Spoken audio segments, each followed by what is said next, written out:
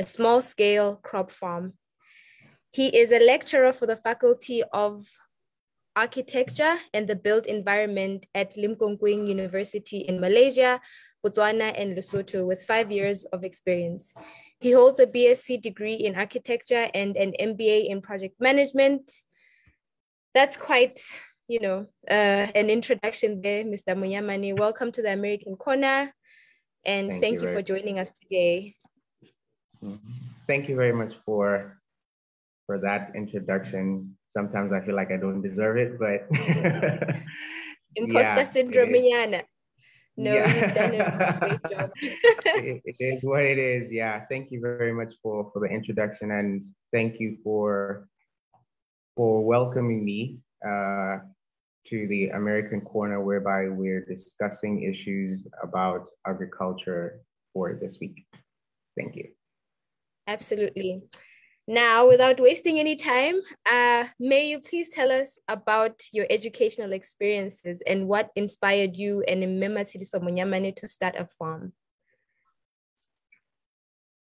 Well, my educational experiences, I'll take it both ways. My educational experiences professionally and my educational experiences agriculture-wise.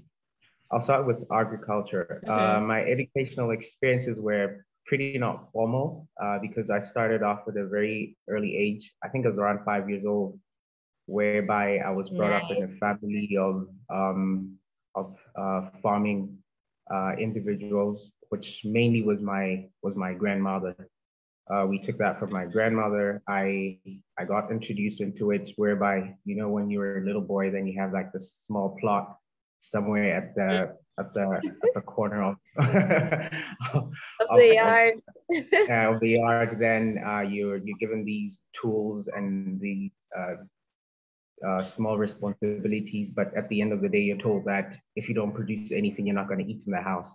So, yeah, it started off there. Then, when you're growing in I actually grew up in Morija, where the farm is.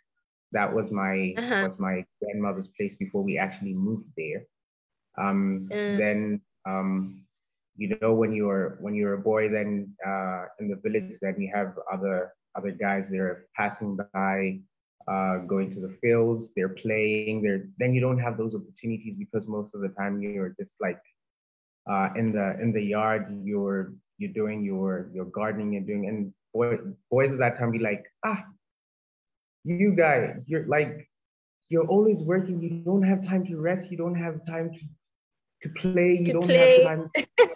Yeah, then but at the end of the day, look what it did. It's so funny how someone who just like friends who recently knew me and my background in professional education, they were like, we don't know you, or you don't even look close to anything that says farm on your forehead.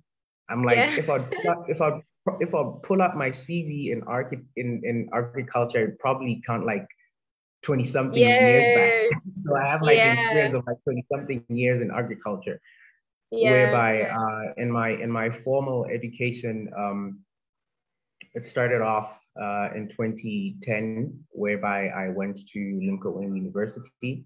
Then I actually did pre-matriculation there before I went into architecture technology as a diploma. Then graduated in 2013. 2013, that's when I got a scholarship to go study in Malaysia to further my studies in BSc in architecture. Then upon completion of my BSc, I became a tutor in the Mother campus in Malaysia. Then after there, then that's when I did my MBA in project management. Then when I was done, I was adopted into the institution. Then I became a lecturer in Malaysia, lecturing in architecture and interior architecture. Then in the midst of everything else, then I got transferred to Botswana. I was there for approximately, I think, around 9 months. Then I went back to Malaysia. Then I started my doctorate in my PhD. Then upon everything else, I had to stop midway. So then I had to come back. So upon me coming back, that's when me and my wife got into a venture with our parents, which is now a family business, our parents and my little brother as well. So that's nice, actually, starting him early. Yeah, so it's one of the things that we invested in when we got back here into the country. Then from there on, it has been hitting on like a proper business. So because one of the things is our farm has a structure. It's not just like your agricultural farm, typical. It's cliche to say typical agricultural Basotho farm. Well, it has a managing director. It has a content creator. It has a content creator. What's this? Branding and image manager. It has our coordinators at the farm, which everyone has to participate now and then, a couple of days in a week, which are both of my parents because they're situated there at the farm.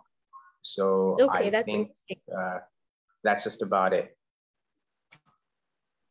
That's a really interesting story. I like the fact that it's something that you were accustomed to from an early age. I think a lot of us have that experience, even if it's not, on a large scale, farm, but growing up, ule Mosotho, you know that was spinach, kapa tamati, kapa. I remember when we were growing up, my sister would refuse to eat tomatoes from the shop because she's like, what is this? I'm used to getting tomatoes from the ground.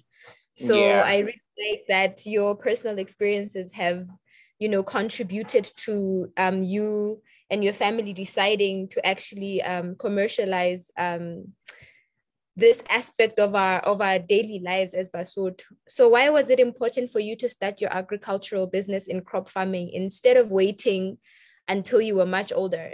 I mean, a lot of young people think about starting entrepreneurial ventures, but are like, maybe when I'm like 40 or 50. Why was it important for you to start now?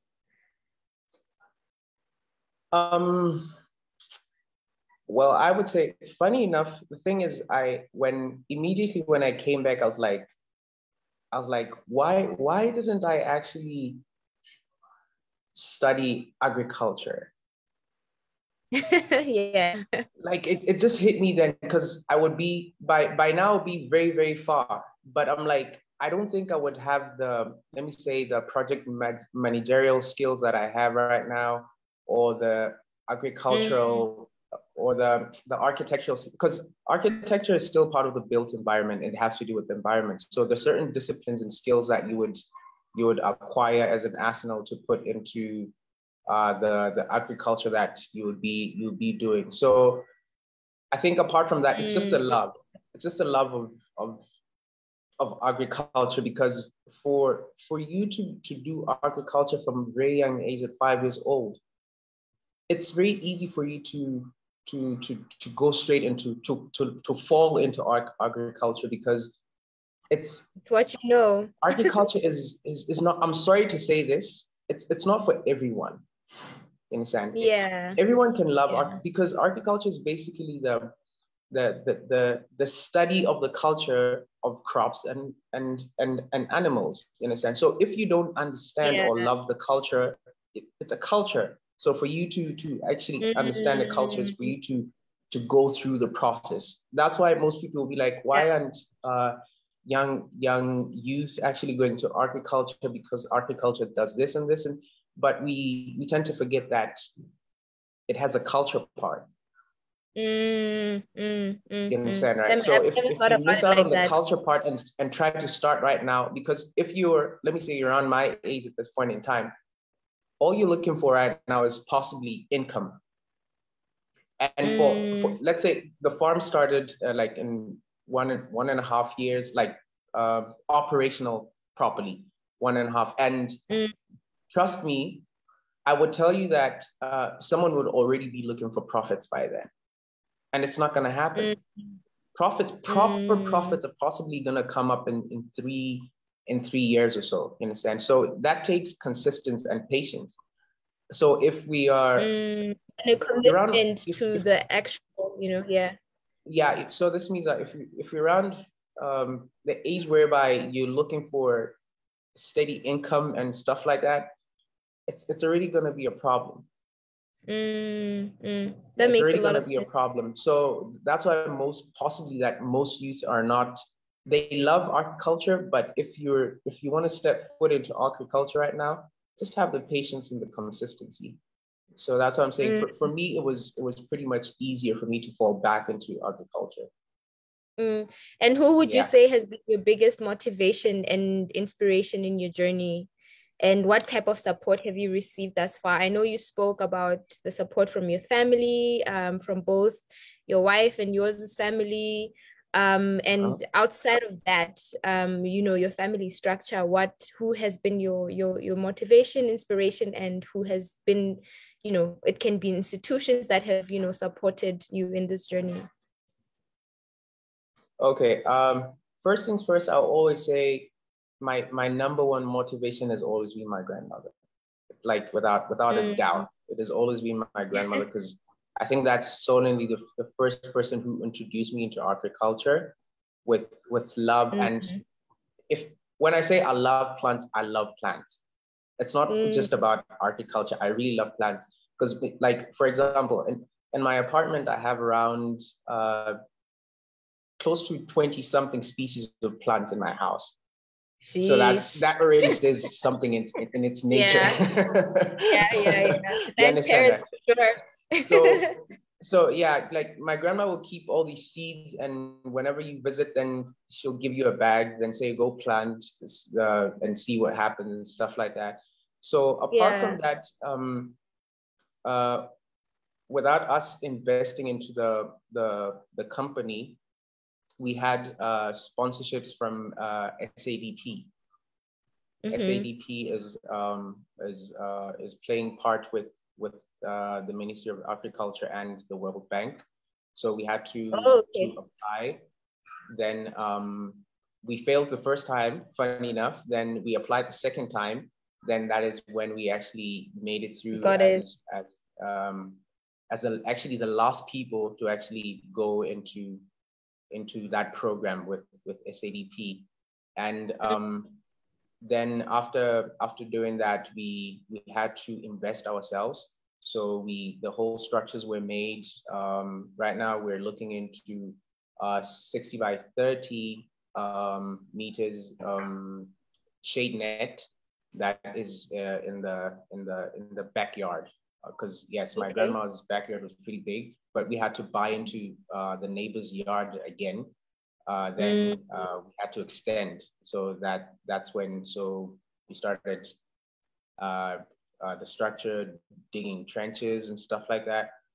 And that's the support we got. Apart from that, looking into the structure, what I found out to be, when I looked into project management, I found out to be that every typical farmer in our country actually does not look into agriculture as agribusiness. I know there is this word that is normally flown around that says agribusiness. But for me, I would like to say, I don't know if there's a word. I would like to say I'm an agri-entrepreneur, whereby I understand that everything that you do basically has to do with sales. Because right now, as I'm talking to you, I'm basically selling myself. Everything that you do has to do with sales. So that says to you, you typically need to understand the structure of business for you to fall into agribusiness. It is not only about agriculture. So you need to understand the market, you need to understand sales, you need to understand finances, you need to understand marketing, you need to understand branding, you need to understand your image as a person or as a brand, and stuff like that. So none of everyone who is doing farming, I'm sorry to say, who's above 40 or to the 50s, which are fathers and brothers, are investing in that. You understand? Agriculture is not only about going to the soil and getting messy and stuff like that. And If then you really want to harvesting and make then, money out of it and make it agriculture in 2030, statistics say that agriculture or farming is the next biggest industry. So that already rings a bell. You understand? Because it's going to be into health and wellness. So this means that agriculture has to play a part. People right now are so conscious about their health, it's not even funny. That's true. That's true. So that's why I would say that people just need to invest in understanding sales. I think it's important that you mention the other aspects of, like you said, like running an agribusiness, because I think, like we mentioned earlier, that for a lot of people, like we're used to planting stuff, like that's almost second nature to a lot of Basotho. But I think what is, like, as you're saying, what is missing is, so how do you take that understanding of part of your culture and turning it into a business and commercializing it?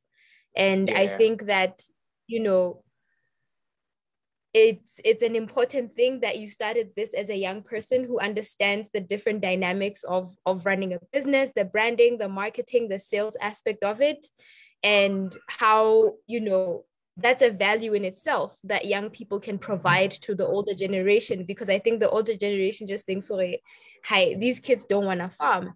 Sure, maybe if I don't want to go into the field and actually plow and harvest, maybe there's another value that I can add, you know, to the entity, and say, maybe I can help you with your branding, maybe I can help you with, you know, a marketing strategy or whatever. But I think it was very important for you to have mentioned the dynamics, you know, around running an agricultural business, because it's not just about getting your hands dirty, as you said. It's all the other skills that are also an important part of running a successful business. You mentioned how, you know, in the first round that you applied for the SADP, you did not get it. So what have been some of your biggest challenges, and how have you navigated around those?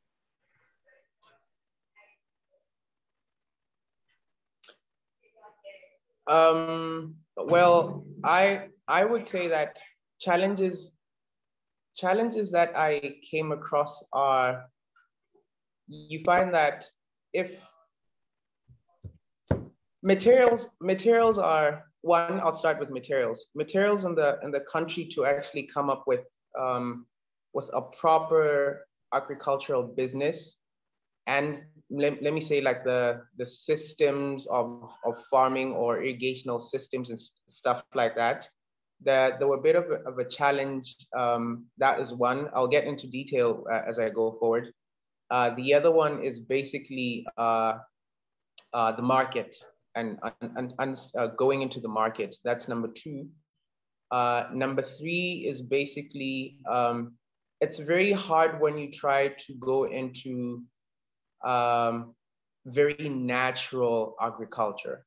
For example, because we don't use artificial fertilizers in our farm. We only use That's great. biodegradable stuff and manure. That's what we use. And we try to not use harmful chemicals as well. So sometimes you find that when you try go around and look for manure, it's pretty, we know we have a lot of animals, but you find that in places where there are a lot of animals, you try to ask people to gather the manure properly. You find that they don't do it properly and the manure is messed up and stuff like that. And that is another one. So the market is basically like this. Lesotho has a problem, or is challenged in a way that if someone was in the market for a very long time and was producing or delivering certain products to a certain someone, just because they have created a bond with that person, they don't allow new people to actually come into the whole space. You understand what I mean? Space, yeah. So you'd literally have to fight your way there. So we did this. Understanding that, so that's why we have a structure whereby we have a managing director, we have a person who does content creation, we have a person who does branding and imagery. So, for example, a lot of people are asking me that you've just been in the industry for a year, but your product seems to be lightening up the shelves in agriculture wherever it's being placed. So I was like, you look at the brand, you don't have to look twice at it. It's already selling itself. That's where my little brother comes in. Yeah, you look at the photography, that's where my little brother comes in. You look at possibly the content on social media, that's where my wife comes in. So like we are very meticulous about the little things that we do. If every day in the morning, my parents have to go outside into the shade net and actually look at I'll just say almost each and every plant to assess if it's starting to be faulty, if it's starting to catch any diseases, if it's starting to go dry, stuff like that. So being very, very meticulous, proper branding, proper imagery and content defeats certain things like that, because now if you go and compete with that person who has basically been in the industry for the longest time, there's no doubt you would land a place even if it's second place, but eventually you're going to catch up with them. Yeah, because so I think as you're saying, that's a very distinct thing about your products, is the presentation of it all is like, oh my God, this is so nice. Because we like, when we see something that nice, you're like, because we're not used to actually that's what a lot of people say. We're not used to investing in branding. People are only, starting to understand the power of using social media as a marketing tool. So when you see, those different dynamics, I'm like, oh my God, yes, this is where young people can actually contribute meaningfully, in the business world. But I think I cut you off. I think you wanted to say something else. No, what I was basically saying is I think this is the part where young people can actually capitalize with their professions or skills that they learned formally, because all they basically have to do is do a joint venture with parents. In a sense, parents have the skills to take care of the farm. How about we go 50-50, then we take care of the marketing and the branding and the networking and the socializing and everything else. So everything, because I couldn't do it alone. I know for a fact that I couldn't do it alone. So that's why I had to depend on my parents on certain things. I had to depend on my wife. I had to depend on my little brother and certain things like that. So there has to really be a joint venture, so that when youth are asked to go into farming or into agriculture, they don't become very hesitant because they think that they don't have a place there. Whereby they forget that their place is basically intellectually, not physically. You understand? Yeah. So it just has to merge, and that would do miracles. Apart from what happens nowadays is this: if parents leave us land, all we do is just sell it. So what we don't realize is this: that in the next few coming years, Lesotho is basically going to run out of arable land. You understand? So we were, because it's decreasing every time we sell our land and stuff like that. So it's to the youth, I'll just say, stop selling the land for the residential purposes. There's a question from Ntele Malokota. What they wanted to know, I think they wanted to know the specifics of why you failed the first time with SADP. Like, what did you not do right in your first round, in the first round of the applications that you submitted? I think with SADP, there are certain what can I say? There's certain things that you need to accomplish before you actually write your proposal and stuff. They have certain things that you need to fulfill. For example, you have to have a certain amount of startup in the bank. I don't know if I wish to disclose that, but yeah, you have to have a certain amount of money in the bank for you to do that. That's number one. You have to at least have a piece of land, and you have to have a piece of land that is farmable. You have to have what? You have to have a place whereby you can actually put what's this? A borehole inside your yard.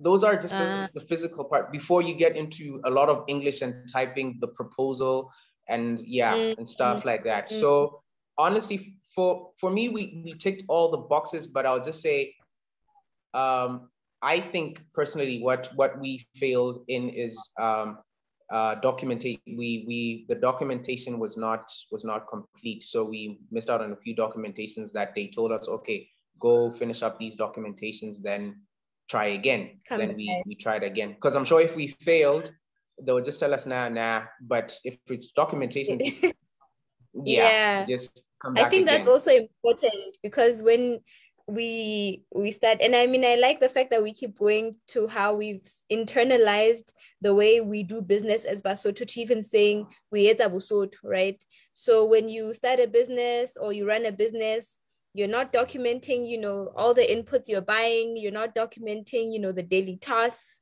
You're like, business, I'm gonna sell this, and you just go for it.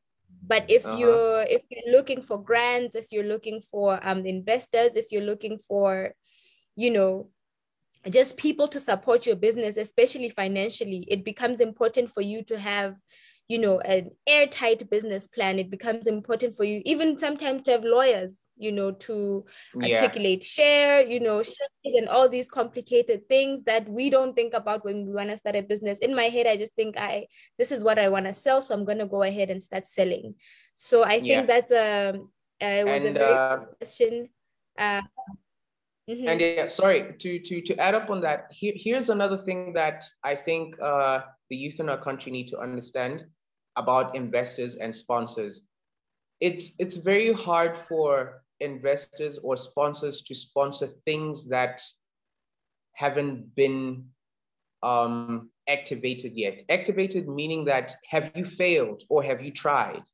Because we just go ahead and thinking that, okay, we're just gonna receive this money, then just do the thing, you understand? And it doesn't work like that. Because the investors, at the end of the day, they still need to be recognized with positive outputs, that we know that you have failed, then where did you go wrong? Okay, we went wrong here and here and here, so we can improve by doing this. And the other thing is, for example, like for them to say, please have a certain X amount of money in your account, is because they know that where they are limited, you can basically back that up, you understand? Because a lot of people who are in the SADP program, you find that we are far ahead of them, because we were like, okay, let's sacrifice this X amount of money so that we can put into the farm and we can go further. Because other people are stuck, you understand? Other people are stuck because all they were willing was to be given, but not to actually sacrifice their own side. Yeah, and I think as an investor, you think, well, if you don't want to sacrifice your own income and your own maybe savings and money into your business, what are you saying about the risk? Is it because it's too risky? Yeah, right. So why must I invest in it? So I think it makes a lot of sense to have that expectation that if someone can see that you have invested a certain amount of money, a certain amount of time into your business, then it becomes easier for them to say, okay, I can, support this, because I can see with this person that is actually, So you have built relationships with like supermarkets, right? You've with distributors such as in which? what has been your biggest lesson, and what do you think has contributed to your success in your ability to supply a supermarket with your products, for example? I know we spoke a little bit about branding, but can you kind of give us a sense of what those conversations look like, and what you have learned from that process? I think is one process that I've understood is doing that in itself is a process. Doing that in itself is a process. What I mean by that is you have to keep on trying. You don't have to stop. You have to keep on trying. There'll be so many rejections. Trust me.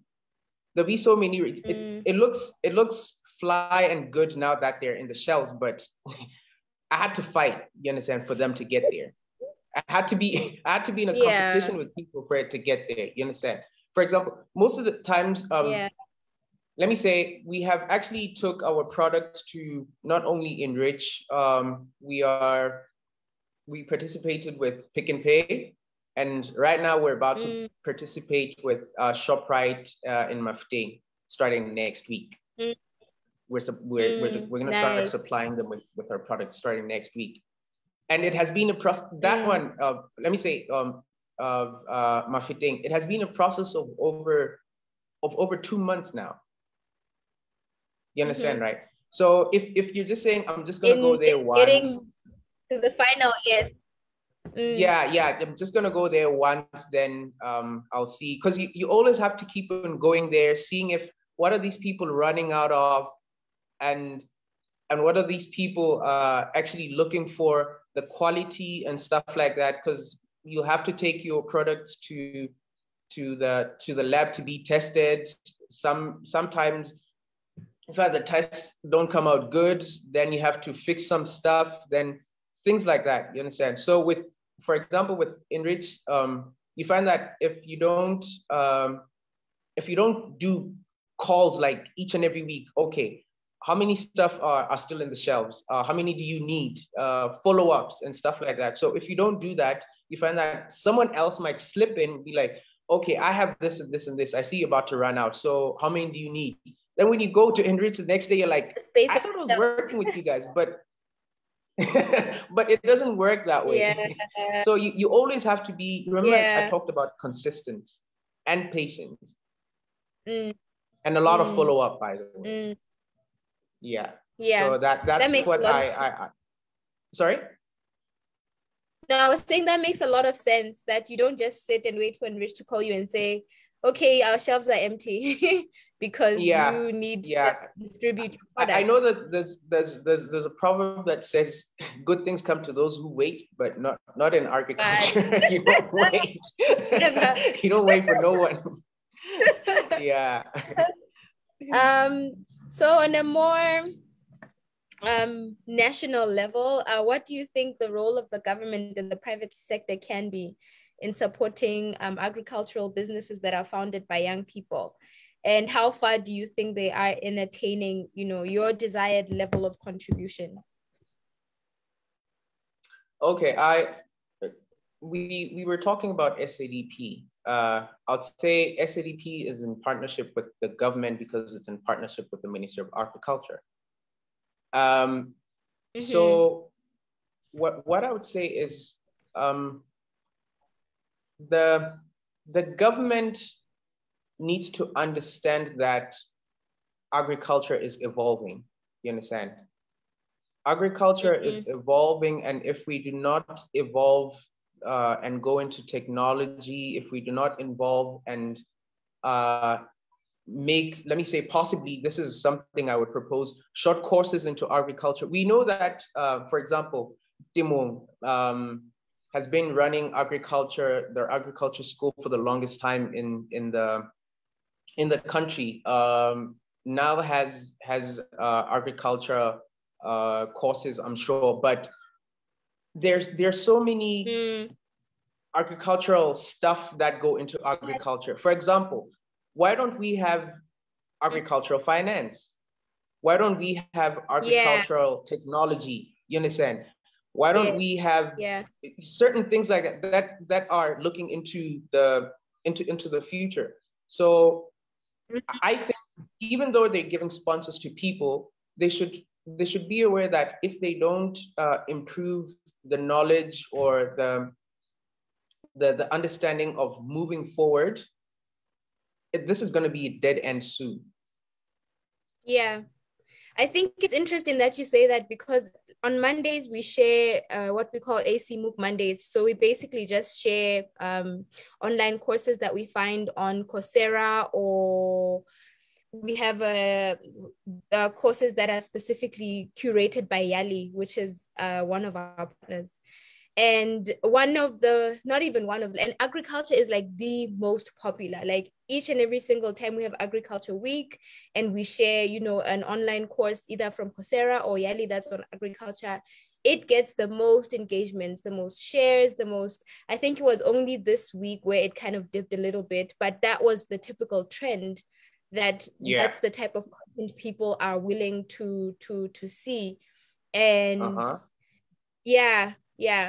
Sorry, continue. As you were saying, so that's why I was saying, I think that's a pretty strong point to see. If you're saying that people are already sharing, youth are already interested in courses like that, why don't they be offered as short courses, apart from doing the whole course in its containment, whereby you have to learn about a lot of things, but just the specializations of agriculture could really do a major difference in the country. Looking into 5 years from now, that'll be 2027. Then by 2030, we will actually be big in agriculture. Trust me on that one. What do you think the possibilities are? And is that something that your business is looking into in terms of not just providing your products locally, but actually exporting what you are producing? What's the feasibility for your company? Feasibilities are there, because I remember I was having a conversation with one of elderly farmers that I know, who has gone to, let me say, to China, to farming expos, like to China, let me just say, for example. And the way that the Chinese industry love the quality of our produce is amazing. And we're not aware of that. Maybe the government is aware, but the people are not aware of that. So what I would say is that cannot be only done by one person. It's a value chain effect. You understand? It's a value chain effect. If I do it right now, I would need large sums of money for me to actually, and possibly a couple of years for me to do that. But if I start small and do that fail testing feasibility, then get a sponsor. But imagine how many sponsors do I have to get for me to actually reach that level? You understand? If I do it, I'm gonna have to do it at a very small scale, and it's gonna be very slow. It's gonna be very slow, but it's possible. All I'm saying that is it's because I remember it's possible. Yeah. So for example, right now, I would say we could venture into things like not agriculture, but going into extracting certain things out of agriculture. For example, we start going into manufacturing, but into agriculture. You understand what I mean? So that's whereby, let me say, we start doing juices, or let me say we start producing oils. We start producing certain things like that, because those are high value return products, if I may say. For example, right now, if I was to plant rosemary in the rural lands, plant rosemary, a couple of acres, then I know that I'm going to extract oil out of that. Then a 20-liter oil that is going to be used for cosmetic products would give me a return that is huge, but after a certain period of time, you understand? Because I'm definitely sure, and I got feedback that produce from our country is actually good because of the altitude. Yeah, and the quality of the water here is also contributes. And the quality of the water as well. True. Yeah. That's pretty interesting. I remember when, I think it's maybe a year or 2 years ago, and everyone was on the trout craze, or I think it might Oh be a yeah. couple of years ago. They're like, oh, fish farming is the new thing, the Asian companies, European companies are interested in trout from Lesotho because the water is clean and the air and all these things. And then you kind of just don't hear about that anymore. So you're like, what happened? These are, visibly very great opportunities for people to start local, businesses and actually be able to provide, their products to an international market, but you kind of just don't see that anymore. And I think one of the main things is both the issue, like what you were saying, like marketing and branding and all these other things that are a core component of running a successful business. You cannot send your products to the UK, or you cannot send your products to the US or China if the product is good, but the presentation may not be up to standard. The way you label your product. I mean, those are things that start becoming necessary when you're thinking about just taking your product beyond our borders. There's another thing that just 1 second. I also wanted to see if we had any more comments from our viewers, but I think there was one from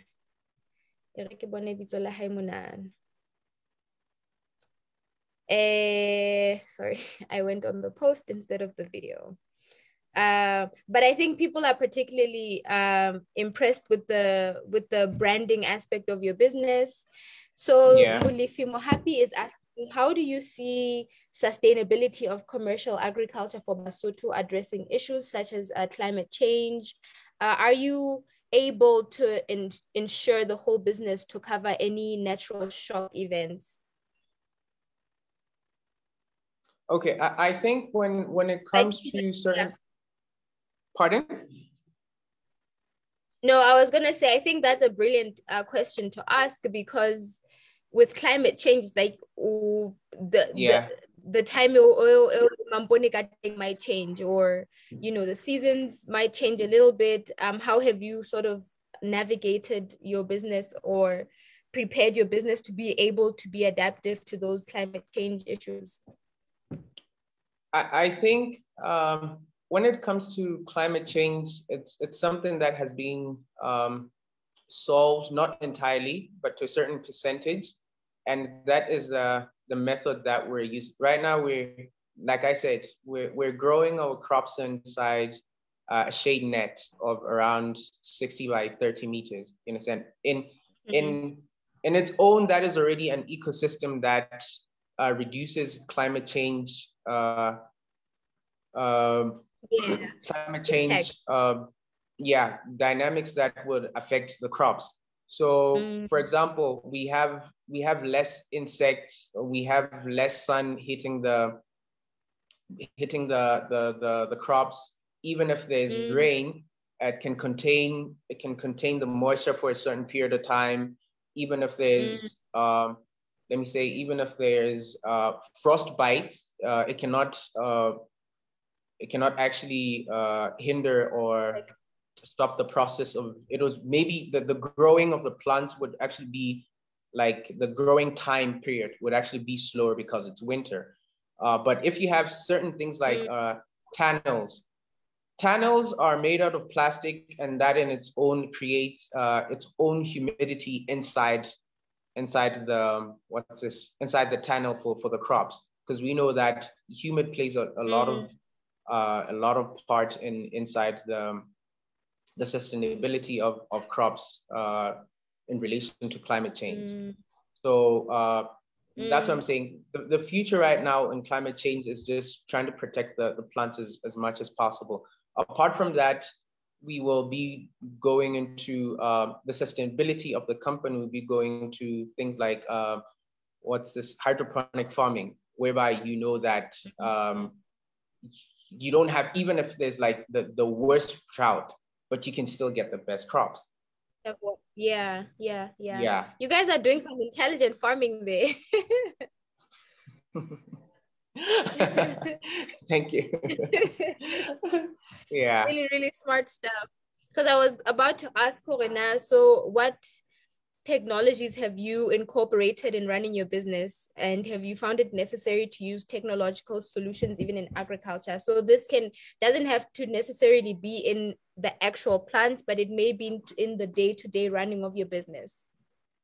Oh, absolutely. We have. The first one is it's a monitoring software, because I realized that even though we are into farming or agriculture, monitoring of the crops is a crucial stage, because it'll give you everything into detail, because it also helps in documentation as well. So even if you pass on the business to anyone else, as long as they have the documents, it's easier, or it's much more lighter on them for them to progress. You understand? Because we're using a software that is called AgriV management software. It's an agriculture, and it's free. You can just download it. Honestly, it's free. You just download it, then go ahead. Then we have been using for aerial imagery. We've been using drones as well. And it's very funny because it sounds fancy. It sounds fancy, but you're like, I mean, it but is. if you really have, because you can hire them, that's one. But if you're lucky and have a little brother like me who's into photography or the profession of the digital side, it's, yeah, you have the benefit of doing, that's really getting fancy. stuff like that. Then we've been doing technology of irrigation trips, which is a farming system. It also falls under the technology of farming as well, because sometimes you can over or under underwater your plants if you don't have a proper watering system or farming system. So all you have to do is just install that, then it works pretty well. Program it, and then things happen by themselves. That's so cool. That is really, really, really, really impressive. So what are your long-term plans for your, I mean, this is like brilliant stuff. Like I think that, you know, the spirit in which you speak about how it started, the challenges, your successes, what you've learned, and the processes and methods that you're using is like such impressive things. And I really hope that people, like members of our audience, American Corner patrons that are interested in agriculture, can watch this, because I think you've provided a wealth of information that can be valuable, that will be valuable for anyone who's thinking about, you know, how they can maybe expand, you know, their agricultural pursuit, or even start. So what are your long-term plans for your crop farm, and where do you see yourself in the next 5 to 10 years? Okay. Obviously the long-term plan is to get successful. that's a long-term plan. Yes. But yeah, let me stop playing around. Long-term plan is, for example, like I said, hydroponics. Then the other one is basically vertical farming.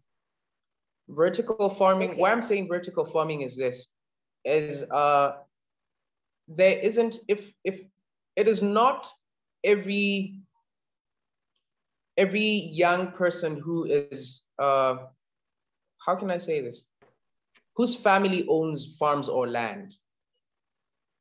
You understand what I mean? So make maximum use out of the little farming or arable land that you own before you start buying into others. Because first things first, for you to actually go into farming, crop farming, you need land.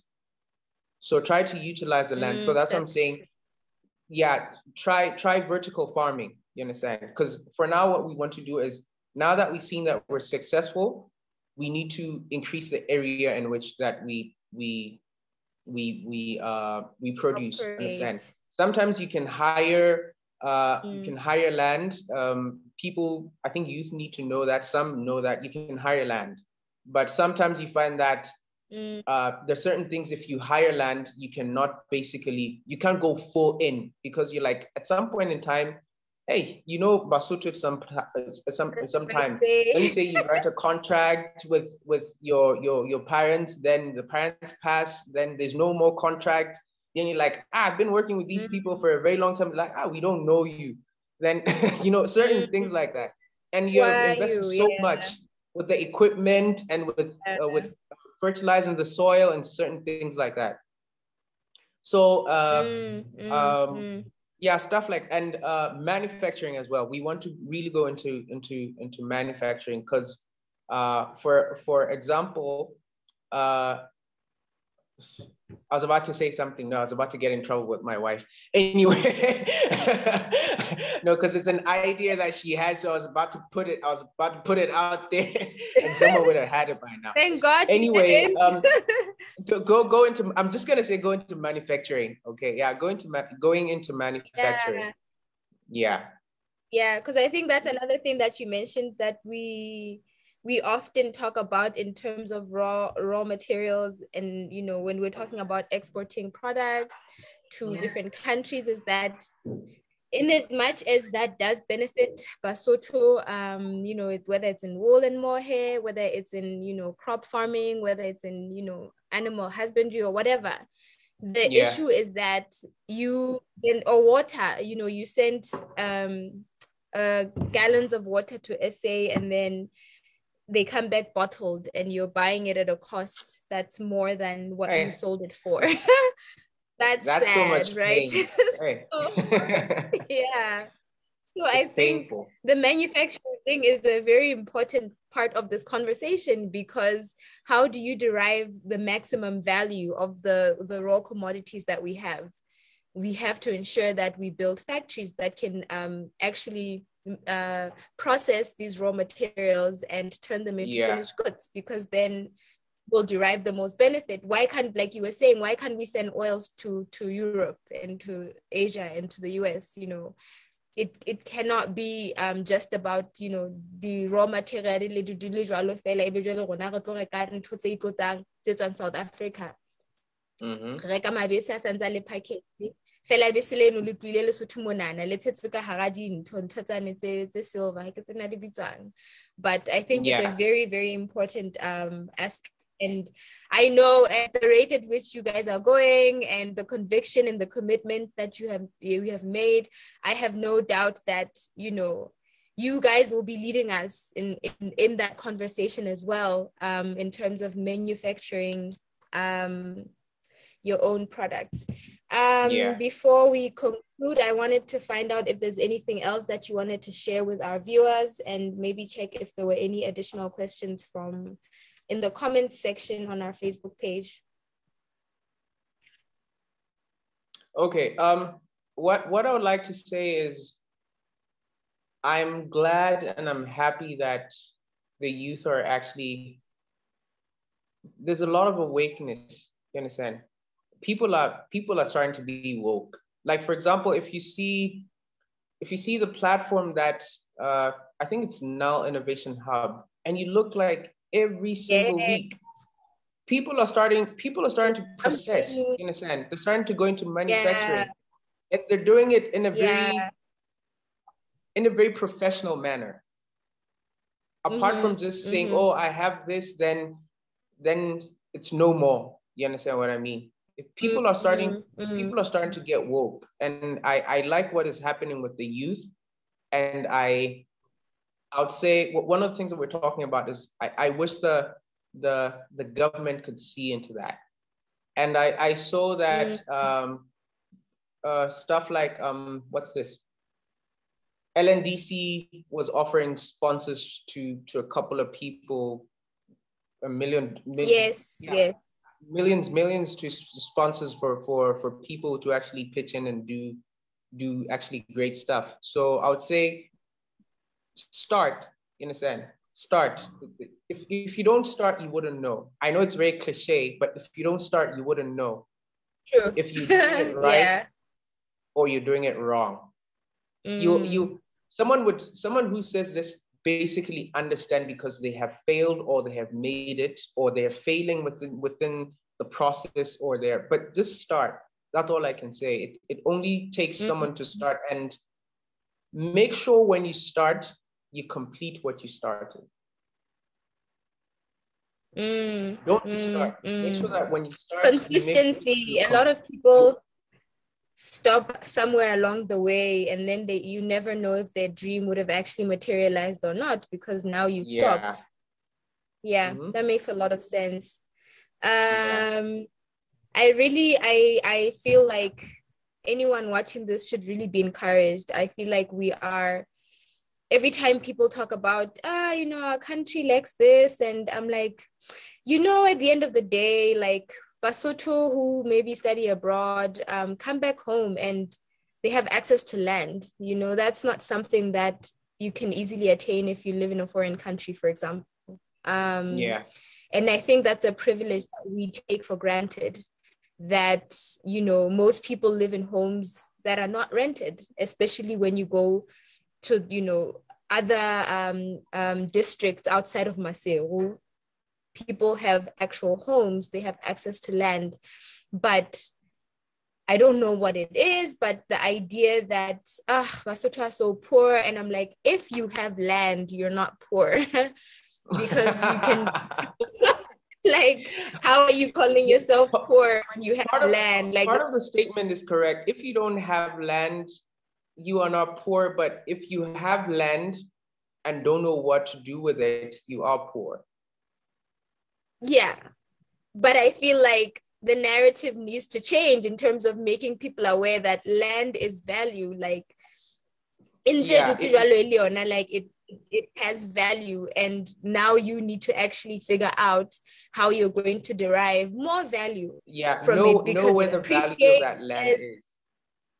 Yeah, and use it accordingly. So I hope that our audience has been inspired by this conversation. I hope that they will start being more inquisitive about, if you're talking about hydroponic, stuff. That's, we still have, quite a journey to get to that place. And we need to start, as you're saying, we need to start now, so we can find ourselves in a position where we can have those, type of conversation, because I actually know what it is, So thank you so much for coming in today. I just wanted to check if we had any more comments from our viewers before we conclude our session today. It has been such an honor having you, and thank you to your wife, Monyamane. Shout out to you for connecting us, making this chat possible. Just a quick check to see if there were any additional comments. Yes, and then Ndele Malokota is coming in saying, nice move into hydroponics. Okay, so it's hydroponics. And that has to do with water, right? Yeah, it has to do with water. All right. And then Me Ebiso says, great wealth of information for agripreneurs. How do you juggle between crop production and architecture, Mr. Bokang, Mr. BK? How do I juggle between I would just say it's just natural. You love them both. You love them both, because for me, architecture for me as well it's just natural. I'm sorry, it's just natural.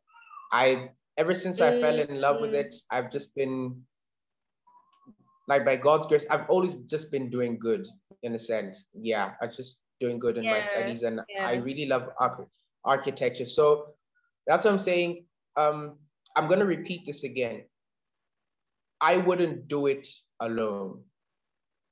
I wouldn't do it alone. That's why maybe right now I look like maybe I'm the managing director and maybe I'm receiving all of this glory, but I know it's not mine alone. You understand? It's my family's glory. And maybe I'm just that flag that's flying high, but at the bottom or at the side somewhere else, it's written Monyamane family. You understand what I mean? So Yeah. I'm just the image. I'm just the image. So it's easier for me to juggle farming because I have extra hands and I have backup, and for people who actually understand the vision of where we actually want to go. I think this is this goes out again to parents to say, look what happens when you support your children, you know, Definitely, and when you definitely. work hand in hand with them. I think it's a beautiful story, and we would like to congratulate your family for being so progressive and forward Thank you thinking in very terms much. of the support that they have rendered to you and your wife and your little brother in studying this. And it would be interesting as well to hear from him, because I feel like he's, you know, with drones, and that's the stuff that gets us excited at the American Corner, like all the technological stuff, you know, people doing I know, amazing right? things. We want to hear about that. So maybe one of these days we'll have a conversation with him about, you know, how he's, because that's also, you know, an area that's becoming increasingly what's the Popular. word, necessary. Yeah. Lesotho, it's hard, it has a lot of hard to reach places, but we need to understand what's going on the mountains, what's going on with the water, what's going on with the trees and the, so I think what you guys are doing is such an amazing thing, and thank you so much for coming in today. And to our viewers, thank you for tuning in, and join us again for our upcoming virtual programs. Thank you so much and goodbye. Bye, Kafir. Thank you very much for the platform, and bye to everyone else. Bye.